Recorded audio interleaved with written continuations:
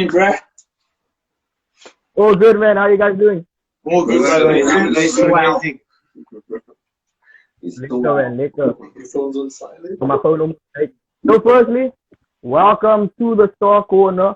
Just a bit of an introduction. This is a show where, I have stars such as yourself. And in my opinion, a star is not someone that is defined by the amount of followers that they have or the amount of fame, but it's someone that continues to work hard, that has a work ethic such as your crew has, that continues to persevere and continues to shine as a star in the night sky. And, not to make anybody jealous that's been on the show before, but this is a very special broadcast to me. Firstly, I got family members on the show. Shout out to Uncle Edo. Edo, my cousin. Yep. And then secondly, people don't know, but we mean to Nico Midrai. We're literally like a few roads away here. We both from Ocean View, trying to just uplift the community, man. And you guys have been doing that for a number of years now, just uplifting the community, supporting the people of Ocean View. And there's been so much talent that has come out of Ocean View that people don't even know. There's been Karen Lamb, Youngster, Oscar Peterson, and somebody that you might know had the opportunity of meeting Lukman Adams. He asked me, where am I from? And I said, Ocean View. And he said, you know who I know from Ocean View? And he said, the Unknown Dance Crew. And I said, yes, I got family. So firstly, how was the crew formed? Anybody can feel free to answer that question. Well, the crew was formed back in 2010. Actually a mistake. Yeah, it was an accident, bro. It was an accident. We had to compete in a talent search. So I was a solo at the time, and then EK and another friend of ours, they were a crew. And then there was only one spot left, and then they decided to put us together. And then from there it just became, we had the image, we had the mask, I had the mask, and then they had the moves, they had the name. So we're like, it was only meant to be. And I think from the beginning, Uncle E was the person that was there with us from the whole beginning. So that's how the crew got formed, and the friend fell out and different members started to come in, and then we started to mold into what we are today. We had Carlo, and then we had Breezy, and we just became a bond, and we became a big ass friendship. Yeah, 100%, bro. Now, why the name Unknown? Now, it just basically symbolizes the fact that you can't see who we are under the mask. It gives the viewers a chance to basically judge us only on the talent and not on the appearance. Yeah. Basically, you know what I'm saying? So basically, it's just just to sort of take away the discretion of just judging people on their appearance or what they look like on stage. It's more just focusing on the talent and the message we bring across. So Unknown is just basically, it's a genuine word. It's not like bias, like with gender, with race, that sort of thing. It's just a genuine overview of, you're not sure who's under the mask, you're not sure what we're going to do. Only thing we can guarantee, you're going to be amazed by the talent's going to be on stage, bro. So that's all that came across. Unknown is just born because of that animosity. So that's probably the best answer I can give, bro. Yeah, to add to that, generally in the past, you have dancers are always sort of judged by the expression on their faces. So basically with them, to make this even unique, exactly what Eden actually had to say. So you take at that sort of formula, and we add something new where you need to look at the actual dancing. The focus changes, so that's what makes them unique as well.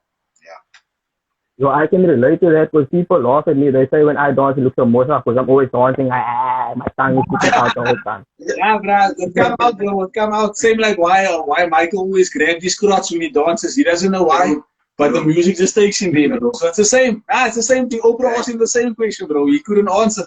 So the next thing that I have, not really a question, but wait, the thing is slapping up. So for all the haters that are out there in the world, man, I feel like before you hate on something, you need to educate yourself, or before you comment, you need to understand the thing.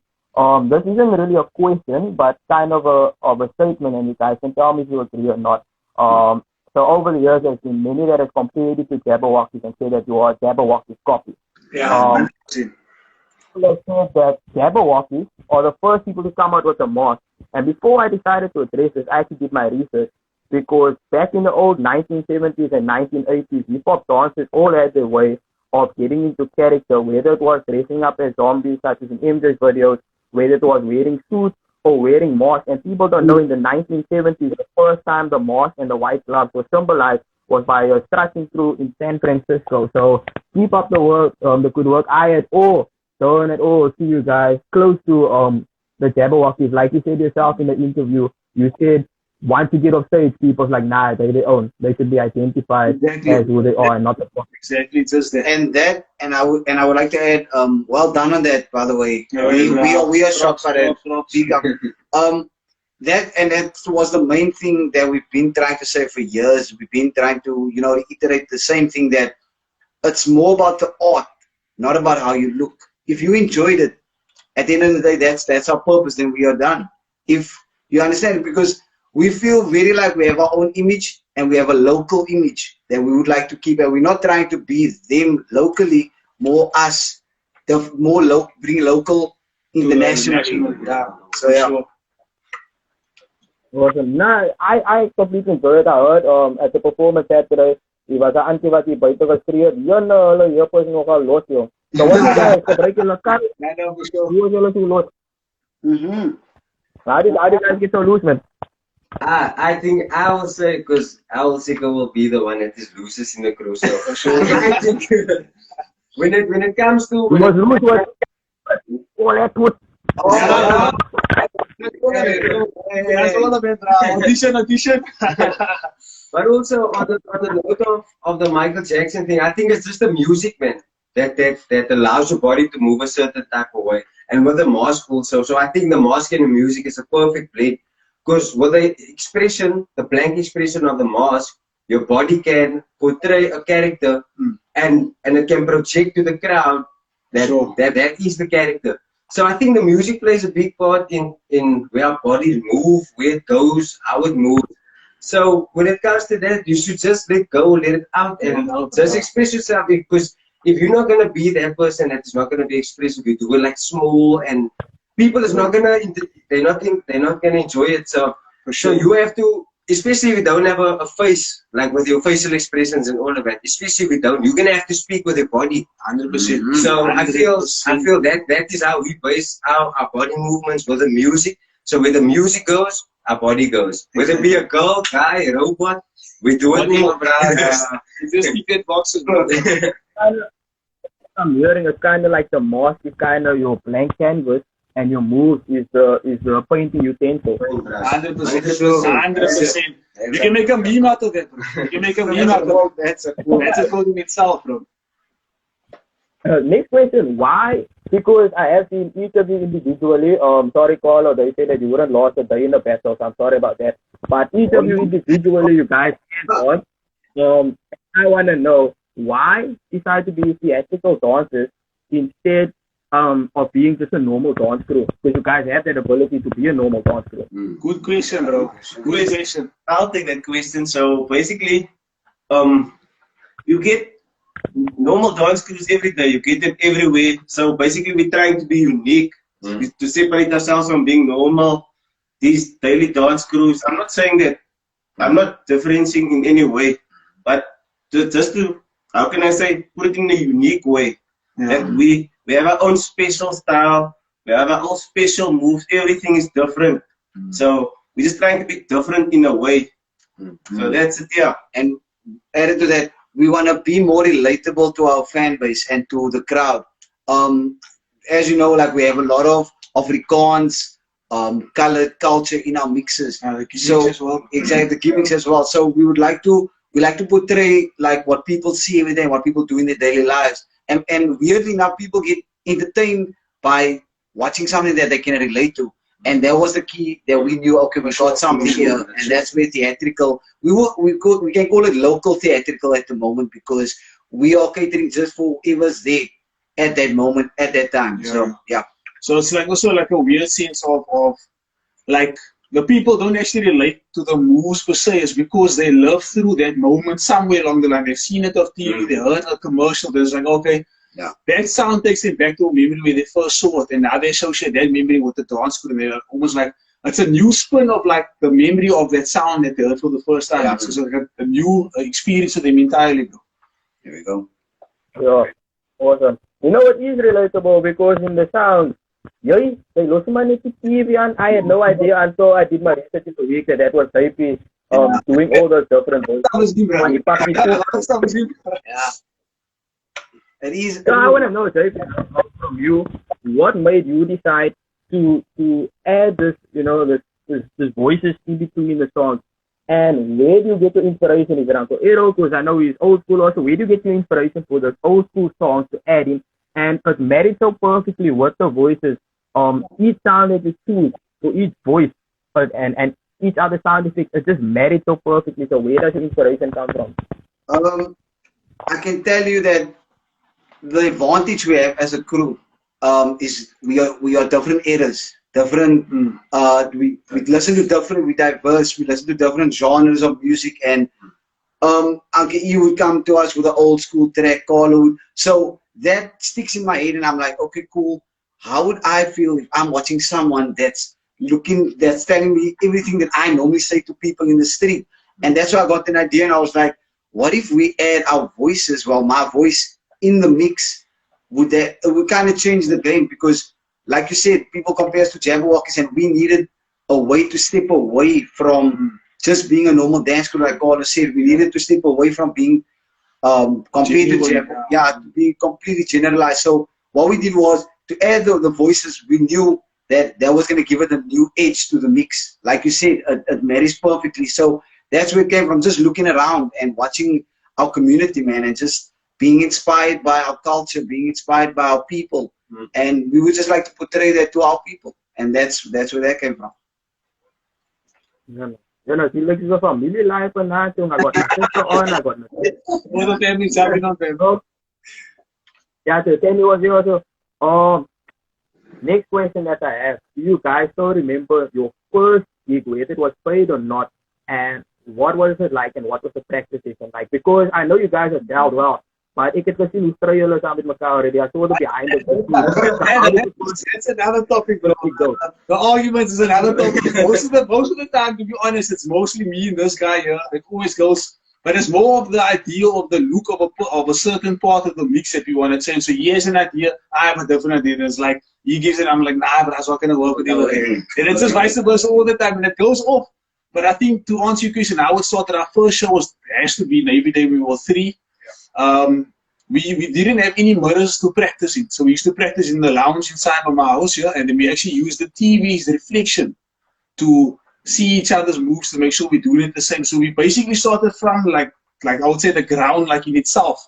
We didn't have a system, we didn't have a proper space to practice. So every day after school we used to come and push my mommy's furniture out of the way, dirty the floor, use the TV because mommy couldn't watch TV, switch the TV off, just to practice for like a 2 hour, 3 hour and a jam session, all that other stuff. And I'm not gonna lie to you, the lounge used to have a certain stench of like people knew there was work, you can smell the work. So like gym, like a gym smell. You get that. So you can imagine that in my mommy's comments of all that practice session. So we definitely remember that the 2 guys joined like afterwards as well. So the same thing, we used to practice in a room. We used to lift up people's beds, move the stuff around. It used to be always used to be cramped. Like now, even now, the space we have is not as adequate as what we wish, but we make it work as much as possible. So we definitely remember all our shows, remember all the bad ones as well. And there is a couple. There is a couple.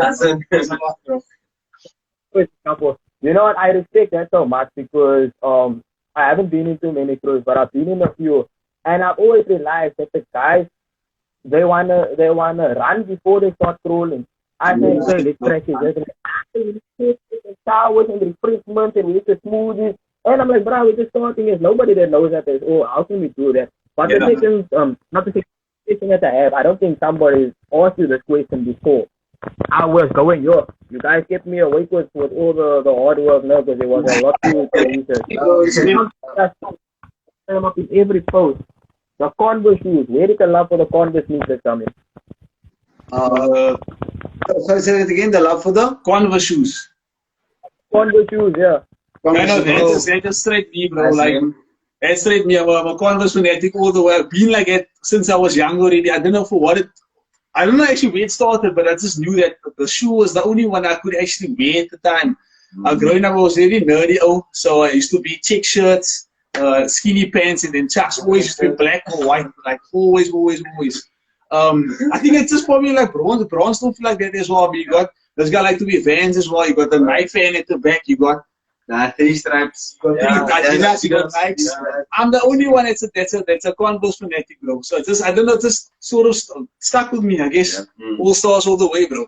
And I mean, if you start out, there's affordability as well. Yeah. So basically, at the time, it's the affordability for Unity, basically the look, and that actually just worked because the high top with the tracksuit type thing, it just gave that little edge. So that helped as well. Yeah. That's actually so Yeah, good. I'm putting it out there. We're looking for a sponsorship from Soviet. Thank you for allowing us to dance on your shoes on stage. Sponsor us. My God was also the sponsorship. Yeah. And another thing, I just surprised so many fans at parties. There's a matric learner that has done a project on you. You guys have done community events. What does it mean? And you've also done the annual RTM festival. What does it mean to have a support, such a big support structure, and to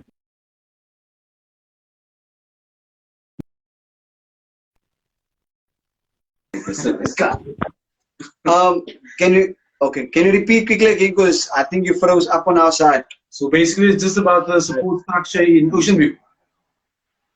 yeah, and why is it important for you to give back to them? Sorry, I got a notification that popped up and looking up everything. Support for us is very important because we've over the years that we've been a crew, we've seen many acts, especially in Ocean View, fail because of the lack of support and the lack of understanding the act. So for us to hear that we still got the support to this day, like last week Saturday, it was so crazy to see that everybody, I won't say everybody came for us, but a lot of people came when we performed. And to know that we're still relevant and we still get that support, it just makes you want to go harder. Because without support, it feels like you're missing something, you don't know the drive. So our fans is actually our drive.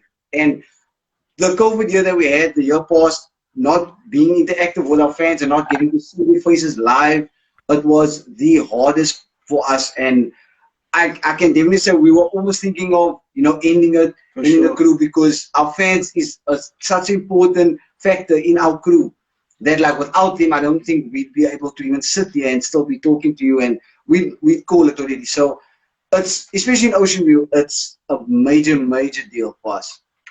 Major deal. Oh yeah, for sure. One of the seasons you guys have been in, I think about 8 music videos now. One of the music videos even got nominated for a Summer Award. Yeah. I want to know by each individual, is there fellow artists, whether locally or internationally, that you see yourself performing with on stage or whose music video you would like to be in? And you're gonna say what? You're gonna say Drake. Look at you're gonna say Drake, bro. Drake, bro. Go to Wesley, bro. Yeah, I'll probably say, like, I'm a big fan of Cly as well. He makes a lot of trap soul music. I think we dope to feature with him as well. He's a local artist from Johannesburg, so I think it will be dope to feature with him. Well, mine has been made because I know I'm an old school fan, so it's Pizza and Herbs. I've been on stage with All For One. So yeah. What about that? Please? No, that's so hard to top. But I think locally, because we had like past experience with major names in the music industry, whether it be any type of form of. But I would say I would like to dance with a Casper Nyovest, and in an international one I would go with Chris Brown. Hey, no doubt about it. For sure. Well, basically, You guys it's just artists such as Youngster, so much Evers, just to name a few, and he performed at so many gigs. And one thing that I've noticed is that nearly at every place, organization, radio station, corporate such as Oduto, KFM, RCFM, they've always called you guys back again and again. Why? What is it about your crew specifically that they keep on calling you back and not think, okay, give them a break, let's try find somebody else? What is it about you that makes you so unique? Well, basically, I'm in contact with most of the clients, and one of my biggest questions I always ask them is why what intrigues them. But then to add to that as well, you've heard our mixes, so we always sort of just touch on a certain factor, and then sort of we pull it back to make it sort of to keep it local and colored. Ons maak jou lus. So basically, we always have that sort of factor in there, wanting more. And what we thrive on is not to have our performances too long. So we try, so a 10-minute will feel like a 5-minute. And I've experienced that already, where somebody come to me and say, listen, we want the crew, but we want him for 5 minutes. So I said, well, your 5 minutes is going to feel like 2 minutes, or 2.5 minutes. Why not try a 10-minute? And then when we get to the show and perform, then they'll say, yo, that went good. And I said, that's the idea, to have the little snippets of the different mixes, the different genres in there, because people never know what's coming. And because of that element that's in there, they know they're going to get something different. Whereas there's quite a few people, like a mutual or something, that we always go back to them, or they always ask us back. But then they always challenge us. Like one that we just did online for them, something recent, where they had the financial year in. And then I always ask the question, well, who did we dance for the last time? Well, they say, well, that's the account department. Who was the other people? Oh, that was the IT people. So I said, didn't they all like see it? And that's where it helps us as well, by asking the certain questions as to who your audience, who's the audience. And that, because based on that, then I'll go back to them and say, guys, this is the type of audience we got. This is the requirement. What can we put together where that's concerned? And then they sort of pull it off. And I must commend them. There's many times that they dig their heels in and say, no, it might not work. And then the brainstorming go. Then I would say, like, just check it out. Let's see if we can put something together. So it's a back and forth. But at the end of it, we actually deliver most of the time. Most of the time, for sure. Gandang, you're like a choir manager. I've got later on stage with celebrities, or being music videos with celebrities. This is something uncommon. You guys got to throw a celebrity in the back of a car. How did it feel throwing Craig Lucas in the back of a car? Well, basically it was just like a music video, so we could actually start the show off. So the trailer started where we actually kidnapped him. We threw him at the back of the street. We threw him in, and then we had to take him to the show, basically. So basically we had to deliver him there. That's how the show started. So yeah. So it was basically an intro to a show, and it was at Grand Arena. I think that's So basically they wanted us to do something special with him. Robin Peters, shout out to Robin Peters. He got this whole storyline, virtually into a live show. So the best crew you could ask, who looks also like criminals, is us. With the mask. And I mean, it was an honor just to throw him in the back of a booth. Even if it's for a couple of seconds, I mean, we got to push a guy in the car. Yeah. Well, I didn't arrested, so that is fine. That is fine. But to answer the question, tell me they would have loved to perform, but due to the space. But for everybody on here, if you're coming from my page or that, I suggest that you follow them to check out their performances. Go to their YouTube, TikTok. They even went 80K now. They're gonna get much more followers on TikTok. And the next thing I have to ask is, I'm a firm believer in faith, and our faith helps you in your line of success. And there's a scripture called Habakkuk 2:2, where it says, write your vision and make it plain so that you sees it will run to it. And something that I've seen, there was a post that you guys made a few years ago where each individual said their name, their favorite food, what they like doing. And the last question was, where do you see yourself in the few years? And almost basically every of you said you see yourself performing on an international level. And you guys went to Namibia. I know you guys want more, but I mean, at the start, a slow process, you guys went to another country. How did it feel having to completely different and performing there? Yeah, for sure. How do you feel performing in Namibia? Yeah, for sure. Life changing. I think we were sitting in the plane and like we were just, just thinking back of all our hard work paying off. And till today, it still trips us out and by the way, Namibia was the dopest tour that we've been on. I have Like to say, ever, yeah. they That's all are time push ago. terug, the love. So, for us to, I feel like we knew, but we never wanted to jinx our future. We always said that we're gonna be big, we're gonna be on an international stage one day, and for it to come full circle was just, it was perfect. It was perfect. Like you said, writing down your visions and it became true. And for us, even like I'm taken back by what you just said, because we did say that we want to did be say at that, international level. So we're so busy that we don't even get to, like, Really enjoy it. really also, like yeah. look back and just be happy for what we have achieved. But like on that day we went on the plane, we finally got to really just like look, okay, we really doing this as a dance crew, which is very rare in South Africa, to really go international as an artist by yourself. So we are very proud of that. It's Very basically an experience we can't like describe in words. You need to like sort of be there to get the energy, that atmosphere of having to fly and get your passport just to perform for another country. And it's like they want you there, so you don't have a choice but to go to another country and just like murder that the entire thing. And that was like it was sort of like an honor in itself of that nobody else can sort of take away, and like we can't read to it, man. It's something that's like a one-time only thing, and you could only I'm sure if we go back, it's not going to be as hyped as it was the first time we went over. So it was definitely an experience in itself that we will cherish forever. Yeah. Awesome. You guys saw in Mark My Famous, which I think is the thing that skyrocketed your career. You guys made the whole Ocean View proud. You were there first, you guys got eliminated, and then Emo Adams decided to bring you back, and you guys made it to the top 5.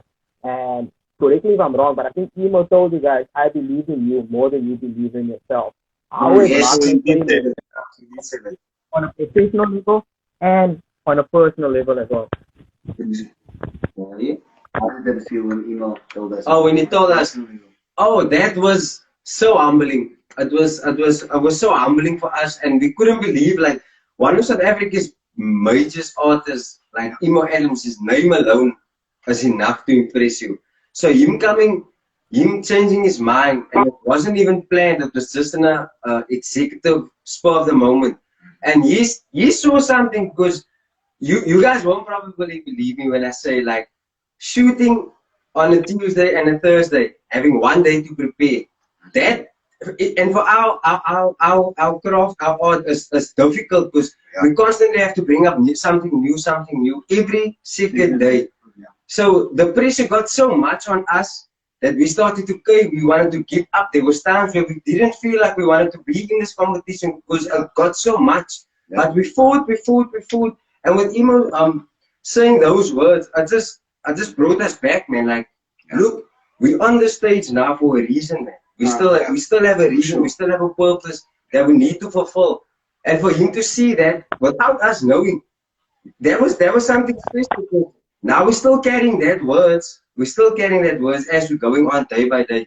So I think those words were very encouraging. It motivated us more to keep on pressing. And it was such an honor to work alongside him and his amazing team. Yeah, for sure. Sorry, plus you must understand the magnitude of what they went through. So if you think about it, they were there. The show was Tuesday, and so basically it was Tuesday, Thursday. So they had Monday to prepare, and then perform Tuesday, and then they sort of go into the next round. So basically, like Breezy said, they had to come up with new moves, new music, mix it, put it together, check whether it works. So it was a good challenge to actually, just generally as a challenge that they never had before. So basically they had one day to prepare. That's something that is considered nearly impossible to perform for such a big crowd, and they have to come up with new mixes immediately to the next day. But I know JP also said that you guys, during the year of COVID and that, I mean, we're still going through COVID right now, it made you guys so despondent, but you fought back and you continue to persevere, and you guys had the virtual show. Talk a bit about the virtual show. How was the experience of doing, because, we are now living in the digital environment, so how was the experience of performing online? The virtual show went great. It was a first for us to do, because we never know we're so used to performing live that we used to a response and they used to feeling our energy. So for us to do a virtual show was we went back and forth deciding should we do it, should we not, and then we got to the decision that we're going to do it, and it actually really went well. It showed that again that, like you said, the support structure, our support structure was there, and we wanted to give back to our fans and show them that we're not giving up on us, and we went through it, and it was amazing, man. It was dope. We had some dope artists. We had Rizal Forbes, which was the MC of the show.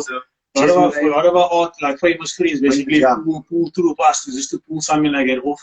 I mean, people's been asking for us to have our own show for a long time. And I think because COVID pushed the whole world and the artistry into a digital environment, we were kind of like took that opportunity to actually put something together for the fans to say, look, this is sort of like a movie experience of the unknown. You get to see us in dancing in different environments and not just a normal average, okay, here's a stage, here's a curtain, and you just dance. So now we bring it to a more personal level, to more storyline based, to show the real theatrical side of the group, what we can do with the actual equipment and like the ideas that we come up with. Creativity was on another level. We had to be on another level. So it also gave the people who also is at live shows that never get to, hear the mix, or they never get to watch us properly. It gave them opportunity to finally just watch without no one in front of you. So it was very intimate, like you said. So, and it was dope. Thank you to everybody for really supported last year. It was really nice. As live is going international, people. We should got the actor that was in the Pop and Lock Roll movie. I don't think it's so odd, but he's just going now. So the live is going international. A last question that I have for you, because like I said, I'm still in a duo with my friend, and fortunately we've been long. We don't get together as much. It's more of an on and off thing. But in other crews that I've joined and crews that I've witnessed, there's always this argument, especially when it comes to choreography. There's always this bonding that kicks in when things don't work out, when there's a fail on stage and they break up. And to be together for 10 years, to continue grinding, what is the secret for you guys being so tight as a brotherhood, as a friendship, being so tight on stage, and despite the certain hiccups, certain arguments, still sticking together and still continue to persevere? Well, that's actually a very good question, though. To be honest, we all went to school together. So this is now before we actually started to dance together and become sort of like businessmen or business partners together. The friendship was there already before, and so it was easy to work with somebody that you're really comfortable with and that you can trust. I think trust is probably the key factor in this, in the fact that our personalities blend so nicely together. Like, if I had to pick a side, like we have our moments where me and him is closer, the two of them are closer, then we Breeze have a moment, the two of them have a moment. It's always like we gel so liquor together that everything we do together, we think the same. We have the same path, the same idea of how we see things. So I would say for a crew like yourself, it's starting up as to get to know each other better outside of working together first. First, hang out, see if you guys click together as people first before and actually moving at a professional level, because that's the foundation how you're going to start. You're going to have longevity in mind. To know somebody, to trust somebody, that's how it's basically going to start. To make sure that if they come to me for anything, I will do it regardless, whether it's crew related, whether it's personal, because I trust them and there's a mutual understanding in that regard. So I would say when you're starting out, trust is first, get to know each other better. That's how it obviously started. Yeah, friends. And be friends, bro. And also have the same vision. Believe in the same vision. Believe this is where we're going, and we're not taking no shortcuts.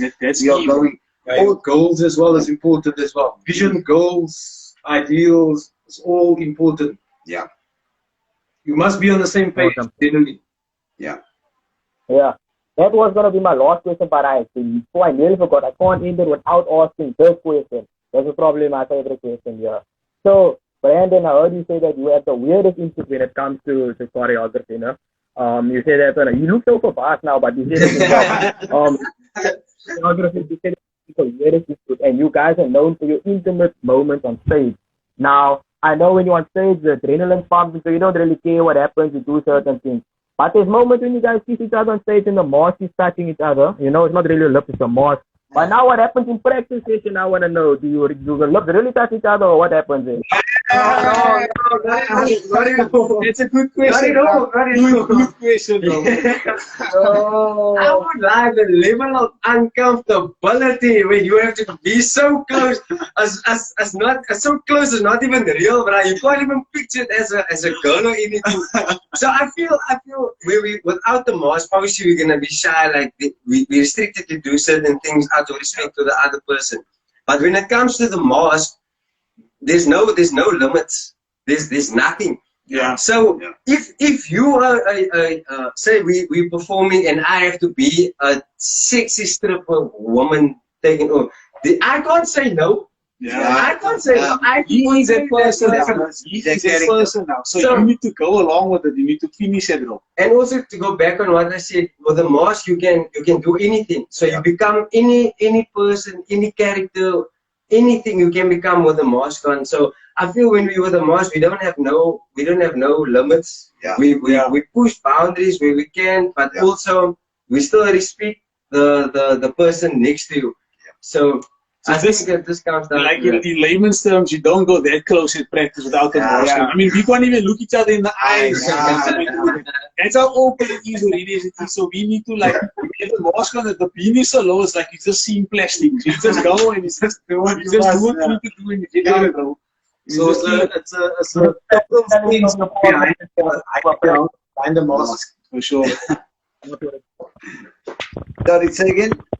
Let's say it again. I think one of your partners maybe walk into a practice session while you guys were doing those scenes. Did you ever have to tell your partner, babe, it's not what it looks like, I can explain? You know, weirdly, our people like that.